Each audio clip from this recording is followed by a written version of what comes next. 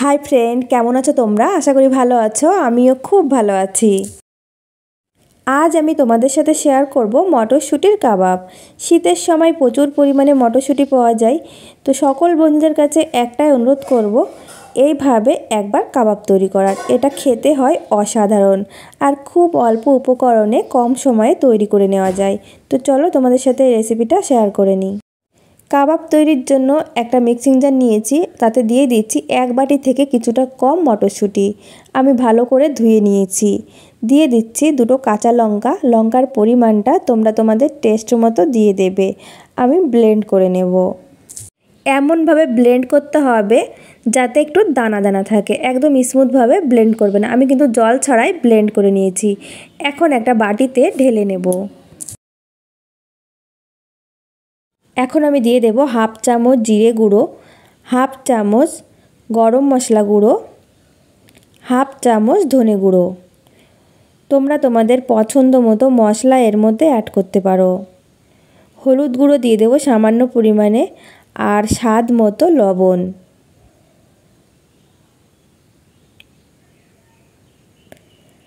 আর দিয়ে দেব আদা কুচি। আদা কুচি করে নিলেই কিন্তু খেতে বেশি ভালো লাগে। 6-7 কোয়া রসুন আমি কুচি করে নিয়েছি। তোমরা যদি নিরামিষ করতে চাও তাহলে পেঁয়াজ রসুন স্কিপ করতে পারো। কিছুটা ধনেপাতা কুচি আর মাঝারি সাইজের একটা পেঁয়াজ কুচি দিয়ে দেব বেসন। আমি এখানে 2 টেবিল চামচ বেসন ইউজ করছি, আর 2 টেবিল চামচ কর্নফ্লাওয়ার। তোমরা চাইলে চালের গুঁড়ো কিংবা সুজি দিয়েও কিন্তু এটা তৈরি করতে পারো। এখন আমি ভালো করে সব কিছু মেখে নেব। এর মধ্যে কিন্তু আমি জল ইউজ করব না, জল ছাড়াই কিন্তু সুন্দরভাবে মেখে নিতে হবে।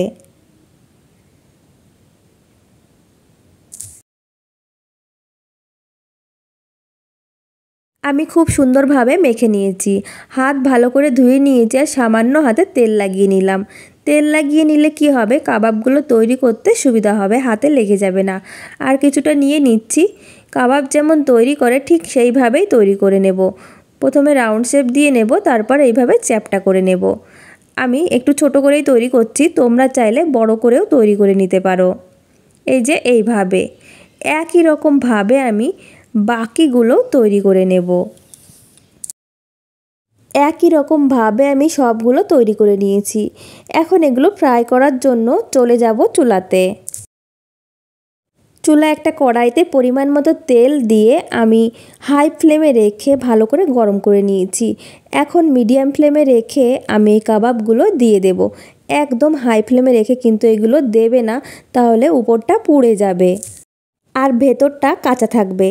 আমি একবারেই সবগুলো দিয়ে দেব।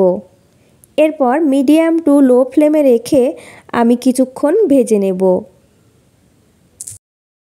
এক সাইড কিছুক্ষণ ভেজে নেওয়ার পর আমি উল্টে দেব।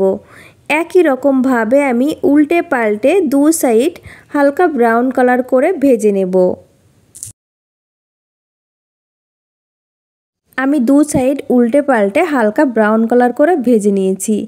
এগুলো একদম রেডি হয়ে গেছে। এখন আমি তুলে নিচ্ছি।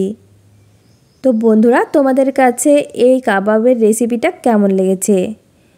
এইভাবে একবার হলেও ট্রাই করে দেখতে পারো।